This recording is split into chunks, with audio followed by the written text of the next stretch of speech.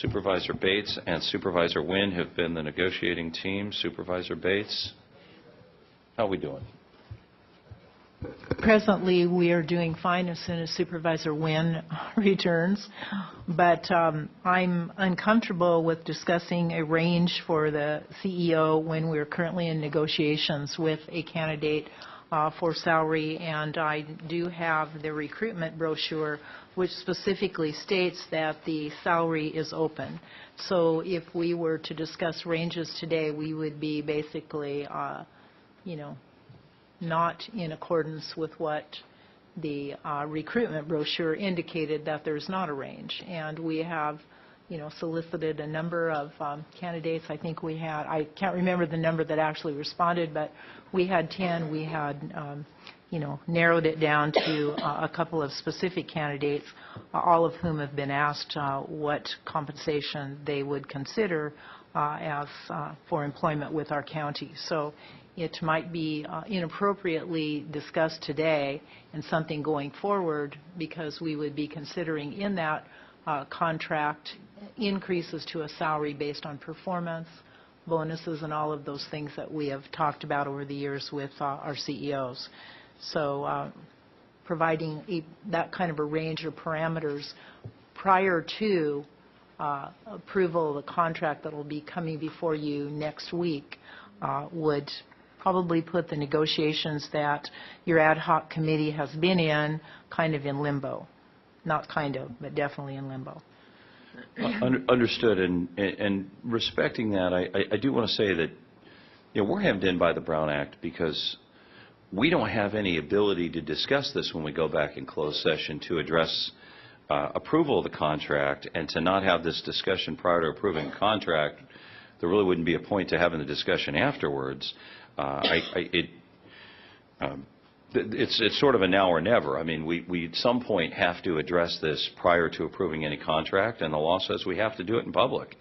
I can only say that my own personal opinion is that we are in discussions with a lot of groups currently over the idea of total compensation. It's been my position, and that of maybe all of us, but I don't check all the campaign statements of everyone, but it's been one of my objectives that all employee groups will pay their entire compensation for pension, the employee's part in full.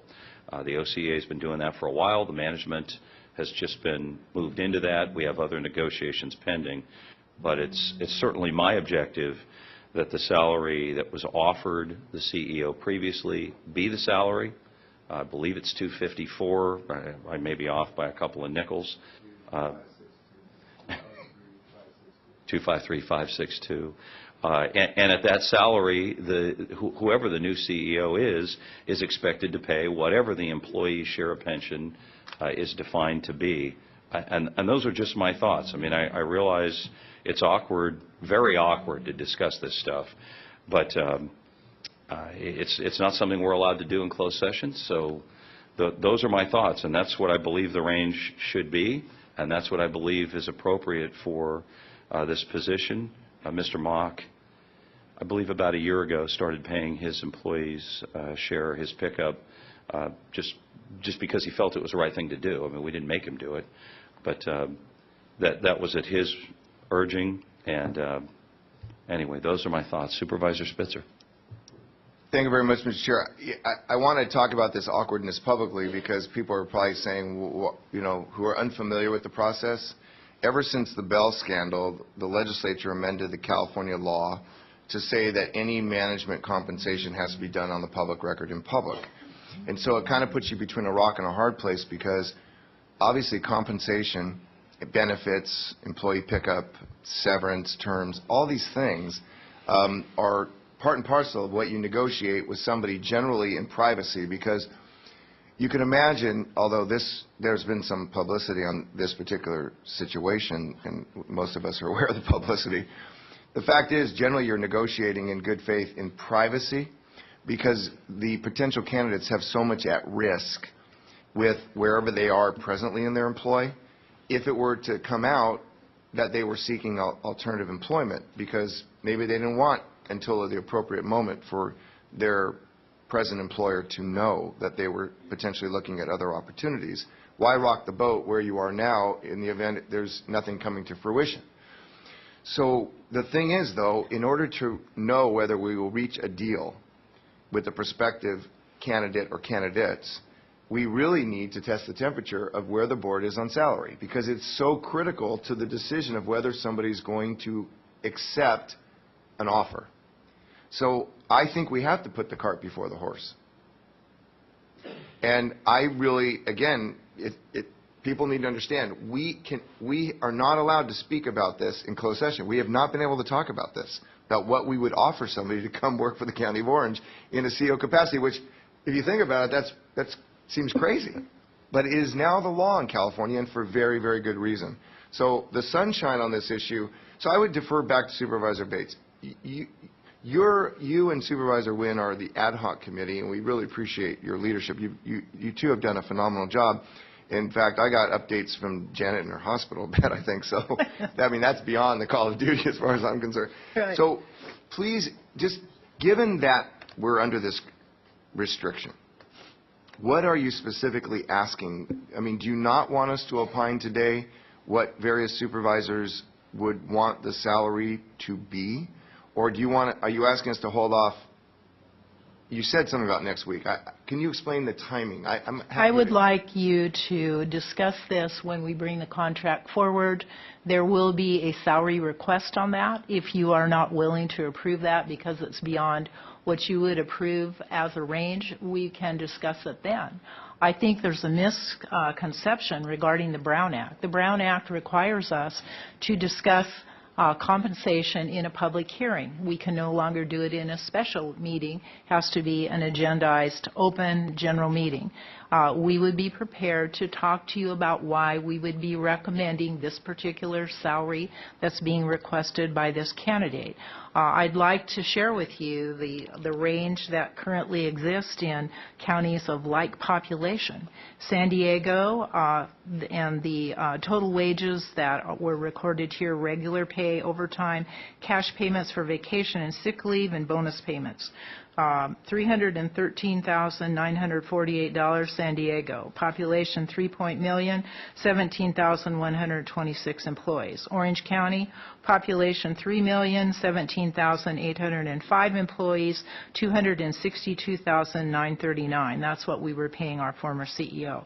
Riverside County, population 2.2 million, 22,527 employees, compensation 312,190. San Bernardino County, population 2.1 million, 21,000 employees, $331,733. Santa Clara County, 1.8 million, 18,437 employees, $309,851.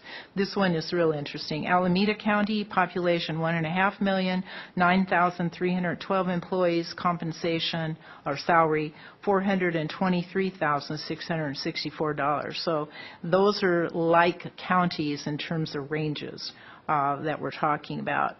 Orange County is the lowest.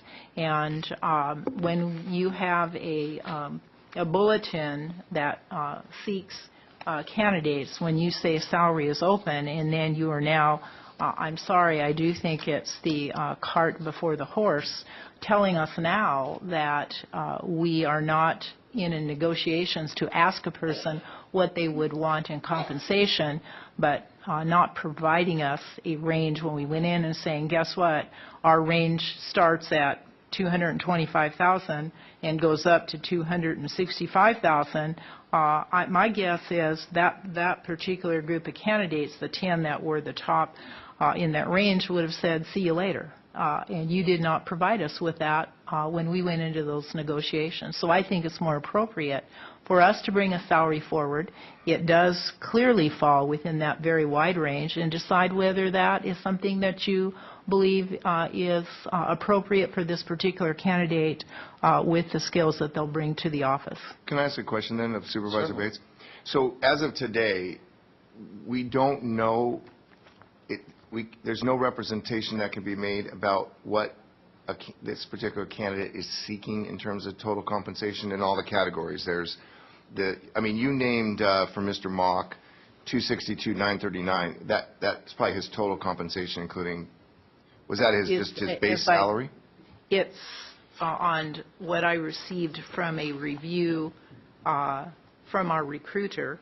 The salary, the wages that I just read to you include regular pay, overtime, cash payments for vacation and sick leave, and bonus payments, which would be those provided probably at annual review, what was provided at that time, All right, or to these 5 counties. In the chart that somebody provided us, maybe you could, this table that I think we got in closed session, the salary for under the Mock contract I had was 253,562.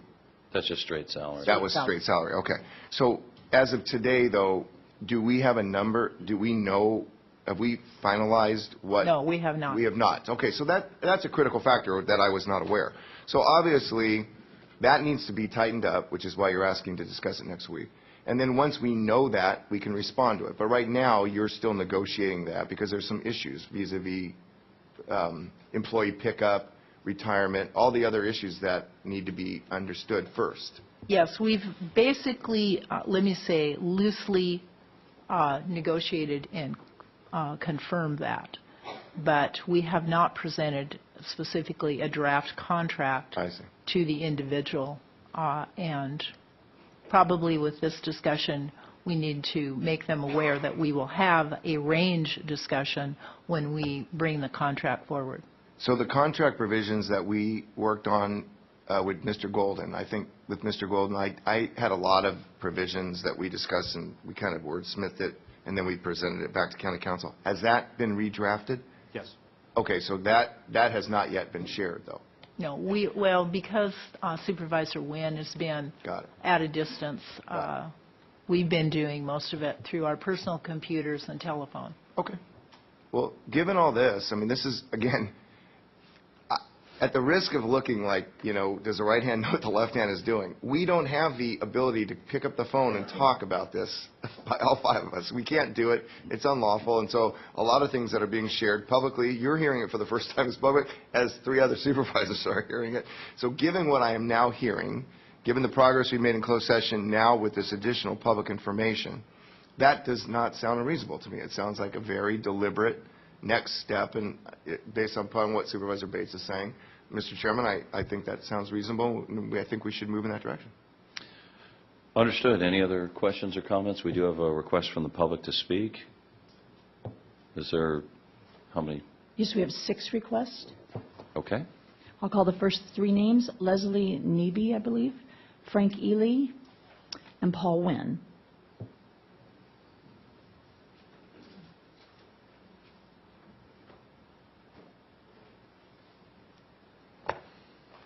Mr. Chairman and honorable members of the Board of Supervisors, my name is Leslie Neby, and I have worked in this county for over 20 years. I'm currently employed as a courtroom clerk 3 at the Orange County Superior Court. I am president of OCEA. Today, there was going to be a discussion regarding the salary of the new CEO, and we've heard that part of the request was for a 6% raise. We also heard that the raise is essentially the amount she would have to pay for the employee contribution towards her retirement. OCEA represented employees have always paid the employee share of our retirement, yet the county has never suggested that it give their employees, their most valuable assets, the same kind of compensation. For over 20 years, I've witnessed the county culture dictate that executives and managers are somehow special, that they are more valued and more deserving than the rest of us. Isn't it time for a change? Just like county executives, we have families too. We lead much more modest lives, but when our expenses go up, they impact us a lot more.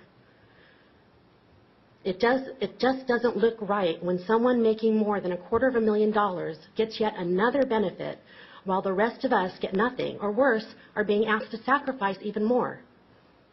Employee contributions to retirement are now mandated by state law.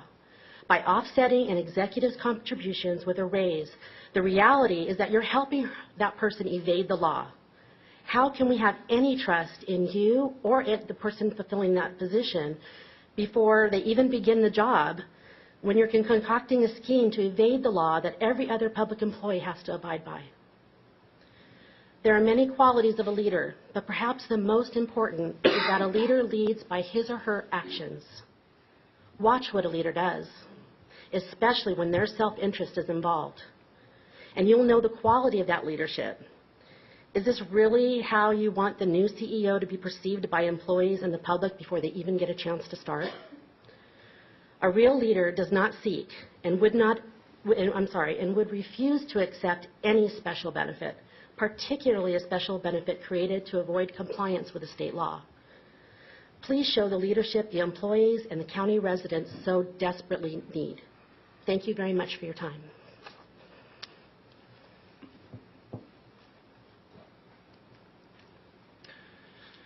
Mr. Chair. Supervisor Spitzer, excuse me, if you wouldn't mind. Sure. Supervisor Spitzer, go ahead, sir. I wouldn't normally do this during public comment, but when somebody makes an inflammatory comment about concocting a scheme in violation of state law, I'm going to say something. No one's concocted anything. In fact, that's the law, that we have to have this conversation on the public record. And when we get inflammatory comments either from the dais or in writing in letters, when we have not even gone through the deliberative process as we're required to, that has to be challenged at the moment it is said. So I want to thank the president of OCEA for coming forward, but no one has done anything in that way on this Board of Supervisors. In fact, you can see we're straining to absolutely do what we're required to do, and while it's difficult, complex, and awkward, we're doing it. So I am not going to allow that statement to lie. And I don't mean lie, L-I-E, L-A-Y. It can't be put on the table because it's a misperception. No one is doing anything of the sort. No one's concocting anything. And how we deliberate on the CEO salary will be done in public. You will have another opportunity to comment on the record, and you will also have an opportunity to see whether or not we're being consistent with how we handle the other county contracts here in Orange County, whether we're consistent or inconsistent. So thank you very much, Mr. Chairman. Certainly, and there's no terms, so we don't know whether they would inflame anyone or not. Sir, welcome. Okay. Mr. Chairman, Honorable Board of Supervisors, Frank Ely of Tustin. I'm on vacation today trying to burn some of my 1,900 hours of AO. In addition to being a concerned citizen, I'm also a business analyst with the Orange County Public Works for 30 years. You know, I guess, you know, you guys have to deliberate this in public. I appreciate it, right? But there is a publicly posted salary, a very generous salary, and you're talking about going beyond it. And the amount that you're talking about going beyond it is roughly in proportion to a 6% raise to offset contributions, to entice the person to come here, because it is a shock to probably actually have to pay your public employee contributions. But with all the rancor and politicization over the PEPRA, Public Employee Pension Reform Act, what is the one undeniable thing that we've all learned from this past decade? That employees need to pay their contribution as set forth in the 37 Act. Right? Employer pickup of the employee contribution is untenable, unsustainable, is just wrong. And when you, in fact, increase the salary going into the blue with an unknown quantity, with a CEO, with a somewhat dubious cloud over her head right now in the papers, that ends up being a de facto pickup on the first round of the employee contribution. Now, some of you weren't here in past deals. You say, boy, if I were there, I wouldn't vote for that. Well, here's your chance. You can vote for it now. Hold the line. And as an OCEA member, like you said, we've always paid our employee contributions plus a reverse pickup. So how this appears to the employees is, how is this potential CEO coming in so much more important, so much more valuable, so much more prized that they need to have their employee contributions picked up off the first step? I ask once again, you know, when are we all going to learn, and will you please keep that in consideration when negotiating this deal? While Mr. Nguyen is coming up, I'll call the final three speakers, Maria Corona, Jen Murin, I believe, and Nick Berardino.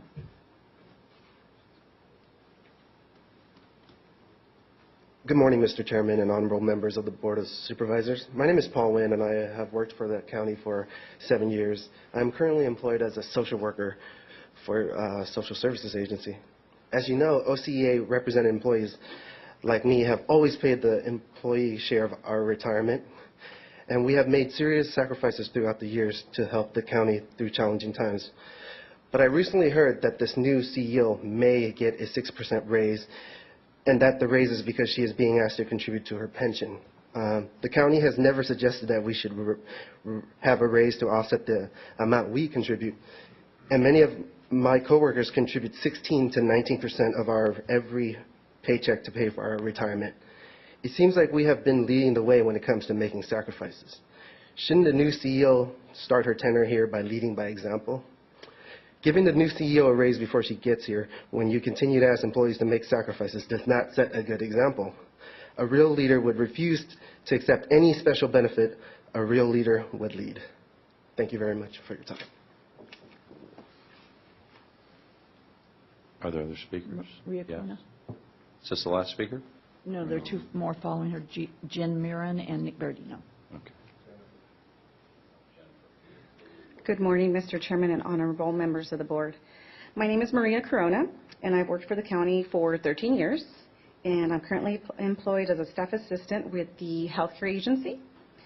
My coworkers and I have been hearing a troubling rumor, obviously, about the CEO's, pay raise, and it sounds like it's still in negotiations now, but the raise that we've been hearing is to offset the employee contribution to her pension. I know you've all been paying attention to pensions lately, and that you know OCEA represented employees have always paid the employee share of pensions. Employee contributions to retirement are now mandated by state law. By offsetting an executive contributions with a raise or whatever's negotiated, reality is that you're helping her to evade the law. How can we, the employees, have any trust in you or CEO, future CEO, before they even begin their job? We need a leader who leads by example. Is this really how we want a new CEO to come in or be perceived by the employees? The county has never suggested that we should have a raise to offset the amount we contribute to our retirements. Giving the new CEO a raise before they get here, Giving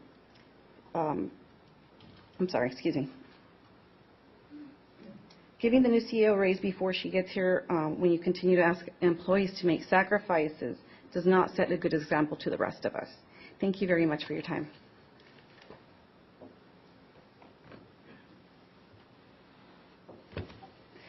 Mr. Chairman, honorable members of the Board of Supervisors, my name is Jennifer Muir, and I'm the Assistant General Manager of OCEA. And as you've heard, our members have been, ever since the news broke about the hiring of the new CEO, our members have been hearing rumors about what the compensation package would look like, and, glad to hear that this is still in negotiations, but what we've heard is that the new CEO is going to get a 6% raise, and that raise will offset the amount that this CEO would have to pay toward their retirement contribution. As you know, OCEA represents thousands of rank-and-file employees. And, just to remind everybody, these are dedicated workers who care for our county's most vulnerable children. They protect the public from crime. They're the people who keep the computers connected in the county. And they're also the people who have always paid the employee share of their pensions. And they have always led the way. And they've done so in an environment when the executive leadership of the county hasn't done the same thing. They've sacrificed, but executive leadership here hasn't made those same sacrifices and hasn't always paid the full share of their retirement benefits. And when our members, when OCEA's rank-and-file employees have increased pension contributions, the county's never come to them and said, hey, how about we give you a pay raise to offset that, so the amount that you take home to your families, that you budget for your family's groceries or for gas or for, Little League, how about we make you whole? That's never happened for our members. And so you can imagine what it feels like for them to hear these rumors that the new CEO needs to be compensated beyond the $250,000 that, has already been offered in order to offset something that by law they're supposed to pay.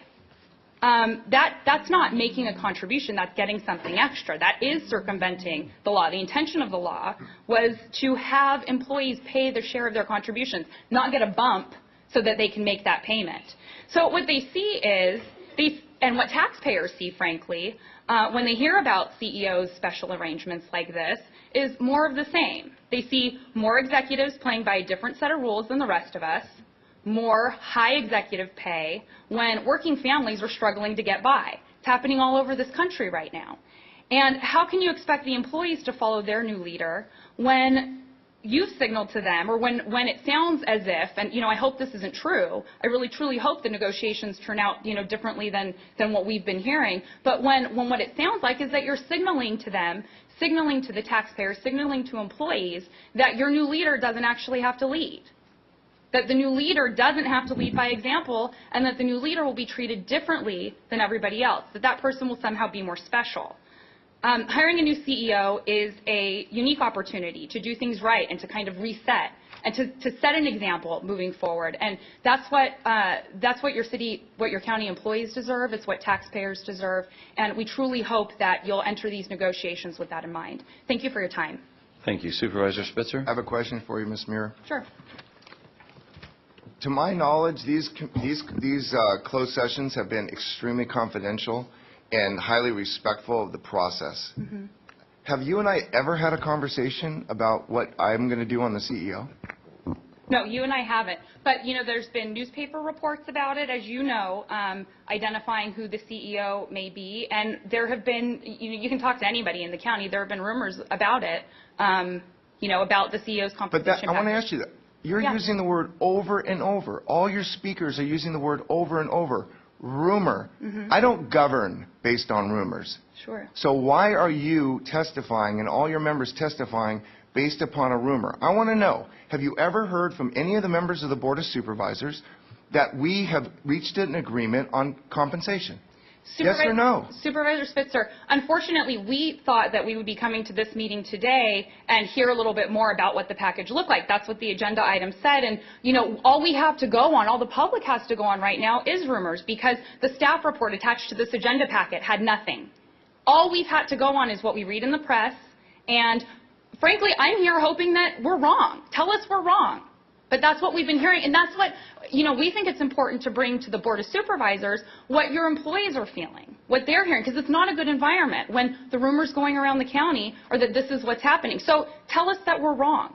Okay. That's why we're here today, because this was agendized and we're supposed to have a public discussion about it. I'm not quite sure, respectfully, what I'm supposed to talk about when we have no information. We can only bring forth the rumor. Thank you, Mrs. Muir. And thank you. I hope you're hearing clearly. There's no compensation or package, but anyone's allowed to comment on what it ought to be. But to be determined. Supervisor Bates. I'm going to tell you you're wrong, Ms. Muir. This is not, no candidate is asking for a raise. I'd like to repeat that the brochure, the recruitment brochure, said to those candidates, the salary is open, and they've all put in a request for a salary. They're saying, I will come to work for the County of Orange if you pay me this amount. It is not a raise for Mr. Mock's contract. His number was never put in the recruitment brochure. So I ask you and your employees, if you came to the negotiating committee that I serve on and you said, I'm a finalist candidate and here's what you told me I could ask for, because it's open, I'm asking for this. Would you agree that we were giving you a raise from your previous employment? Probably, but you're now qualified for a higher level of employment and you're asking us to compensate you for that amount. And that's what it's been about. We didn't start with, here's what our current CEO gets and we'll give you a raise to X if that's what you want. And frankly, on contracts, that's the only way you can approach it. And state law does give us the right to negotiate personnel issues in a closed session if we do it with an ad hoc committee, and that's what we've been doing. This particular individual who happens to be a finalist was among 5 finalists. all of whom do not expect to come to the County of Orange and work for the current salary, because in the range, we are the lowest, and they're not coming from a job where they're paid more to take one with more responsibility for less compensation. I believe we have one more speaker. Yes, Nick Berardino. Well, I find this to be very enlightening. And, Mr. Chairman and honorable board members, yeah, do I think a scheme will be concocted? Yep. Yes, I'm saying so. Do I believe previous schemes have been concocted? Of course. How haven't they been? Why do our members pay 100%? And to this day, and I know you get upset and you say, oh, Nick, don't get upset at the dais. But when I sit and listen to this day, not one single executive is paying their employee share. Not one. And you say, well, we went with the managers. Yeah, they're only paying half of it now. They got a chance for years to get by with it, and now they're only paying 50% of it. And you want to talk about inequities? Yeah, our people are the ones that are paying the price. And you're talking about giving somebody a raise. You haven't given us a single thing at the bargaining table. All you've wanted to do is take. But you're willing to say, we'll bring in a leader that wants more. That's not leadership. And that's not the kind of leader we want. And that's not the kind of leader our members want. And we're not really, you get a 2 Mercedes-Benz car allowance. That's what you can, with $765 a month, you can lease 2 Mercedes-Benz. You get that. Who concocted that? All these benefits have been concocted. And your own report shows it. You had your own performance auditor do a report that shows all kinds of people were reclassified, all kinds of executives and given raises. And there wasn't even proper notification. There wasn't even proper paperwork done. That's not all of it. You want to talk about it? Supervisor Spitzer, you want to attack our president? Let's talk about it. Let's talk about EAs. 28 of them. Only 2 of them have ever even competed for other jobs that our members could have had. So why shouldn't we be thinking that you're going to concoct something? All you've done is concocted something. You've concocted it on the backs of working men and women. You haven't concocted it on the backs of elected officials. You haven't concocted it on the backs of executives. And you haven't concocted it on the backs of managers. You're darn right you're going to concoct something to work with this person. You think we're dumb? You think we sit here? And let me tell you, I'm more familiar with PEPRA than anybody on this board. I worked on that. And the intention of PEPRA wasn't, hey, you got to pay your employees' share. But, wink, wink, if you give me just the same amount of money that it would cost me, and I'll pay my employee share. That was not the intention of the law. And I would assert that if somebody comes to you and says, I want this much because I have to pay my employee share, that's a circumvention of the law. And we can argue about that all we want. But those are the facts. And you're darn right we're skeptical. Do you think you guys will concoct something? Yeah, we're very skeptical of it. And you want to talk about it later? We want to talk about being preemptive about it. It's just ridiculous, the kind of stuff. And then to hear, we don't want to compete with the private sector. You compete with everybody you ought to compete with to get the lowest price. Mr. Berardino. I have reasons why they don't want to compete with the private sector, and I'm willing to show them. Thank you, sir. We appreciate your passion. Supervisor Morlock. Thank you, Mr. Chair. I just want to do a little rumor control myself. Mr. Franz, I heard a rumor that the employees at the Orange County Employee Retirement System were asked to pick up their employee portion, but they were given a commensurate raise that was about equal. Is that an accurate rumor? I'm not aware of what OCEA has been doing on compensation. Okay, I just kind of thought if we're talking about this issue of giving a raise to cover pickup, I just wanted to confirm that. Because those are OCEA members, and I don't want them to be evading the law. I'm just curious about not one executive paying their employees' share. Is the clerk of the board an executive of the county, Mr. Franz? Yes. Ms. Novak, you're picking up your entire portion, are you not? Is that?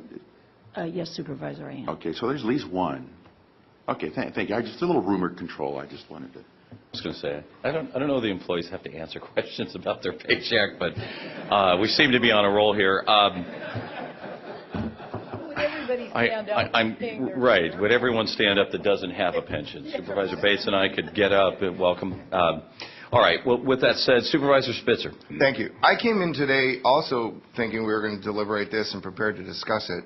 And I can just tell you that my position on CEO compensation is going to be that the CEO is treated, or prospective CEO candidate, is treated exactly like every other county employee for exactly the reasons that were testified to. Because it's all about consistency and morale. And you cannot ask a CEO candidate to not pick up 100% of their employee share when the other employees are doing that. So the question, though, is going to be about total compensation and about where these particular candidates are, where they are today in their present employ, where they want to be, and somewhere potentially in between. The reason I thought this discussion was important today, but I'm definitely deferring till next week, and we can discuss it then, is because these prospective candidates need to know where the board's going to land on that issue. Because they may not want the job as a result of our feeling about compensation. We may not be able to track that person. And mind you, there have been candidates in the pool who have not been interested in coming to our county because we have certain feelings about total compensation and they disagree. Mm-hmm. So let me make that clear. There's been candidates who've said no thank you to Orange County because we've held the line on how we feel about total compensation. So let's put that on the record. I also know there's employees like myself, as a new county employee recently elected, that I'm now at 1.6% when my 13 prior years of service are much higher than 1.6%. And yet my contribution is to pay for those who are getting a much larger benefit. And yet my contribution is to offset those other people's pension. And I'm not getting any benefit for that. I'm paying the retirement of people who have negotiated larger pension benefits. You think I'm not happy about that? I'm not. And that discussion item is coming up in a few items, and we're going to talk about that. So I think younger employees and new employees of the county have been sold out on the backs of those who are more seasoned and been around a long time because they want to retire with their full benefit. I haven't seen those older, more seasoned, the longevity employees say, you know what, I need to contribute the full amount. I have the table. And you know what? The numbers are huge if somebody was actually going to pay their full 2.7% retirement and not have the 1.6ers contribute to that retirement. They couldn't afford, they would have to leave the county, they couldn't afford that number. So when everybody wants to point fingers, let me just make sure. This item is about the CEO. And every one of us, all five, will come to the table next week with our various perspectives. But I wanted to make sure it was unequivocally clear that our CEO compensation package cannot be inconsistent with how we treat all of our county employees in terms of their 100% contribution. It can't be. It's a morale issue, it's a leadership issue, and I agree with that. But I don't appreciate being accused from the dais of potentially trying to walk into a violation of the law or incentivize somebody to circumvent state law. When you use those kinds of words without understanding the entire record, those kinds of words prematurely, it is a very unfair characterization. And this board, including Supervisor Wynn, has been nothing but absolutely protective of the process, both what we can do in closed session and what we have to do in open session. The reason I think we're having this dialogue is before today and after the Bell legislation, the boards didn't have to have these kinds of discussions in public. They could do it in closed session and come out and announce it and still take public hearing. But you didn't watch the sausage being made in public on these positions in the past years. So guess what? It's going to be a little bit uncomfortable. And there's going to be a little bit of finger pointing, and everybody's going to say, why not me, and how come I don't have this? And at the end of the day, the system's actually better off as a result of this dialogue. I mean, I'm not happy about what was said at the dais, but it doesn't offend me to the fact that I think it's part of the public process now. I like the fact that we're having a discussion in public. It's difficult. Doesn't make everybody feel pleasant. But guess what? The public is demanding we discuss this in public for the very reasons that this dialogue occurred in the first place, to get everybody's point of view so we could make the best decision when we hire a new CEO. Thank you, Mr. Chairman. Thank you. And I will just make sure that it's agendized sort of if and when it's the contract comes forward. So we'll have that. Any further comment from the board? No.